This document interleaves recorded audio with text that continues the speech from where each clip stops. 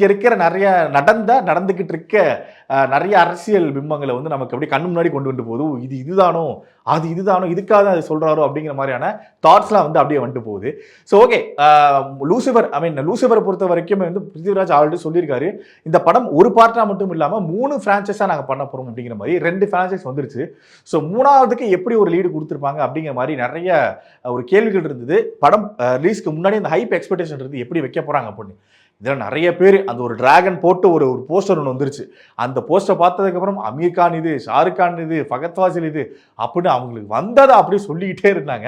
ஆனால் அப்படி யாருமே இல்லை. அது யாருன்னு போய் நீங்கள் பாருங்கள், உங்களுக்கு அப்படி தான் இருக்கும். இவரை இதுக்காடி இது அப்படிங்க எந்திரனில் சொல்லுவாங்கள்ல, அந்த மாதிரி தான் இருக்கும். ஆனால் பார்ட் 3க்கு ஒரு சூப்பர் வந்து ஒரு லாக் ஒன்று வச்சுருக்காங்க. அது சர்ப்ரைஸாக ஒன்று இருக்குது. அதாவது ஸ்டீஃபன் யாரு, குரேஷி யாரு அப்படிங்கிறத இந்த பார்ட்லேயும் வந்து அவங்க ரிவீல் பண்ணலை.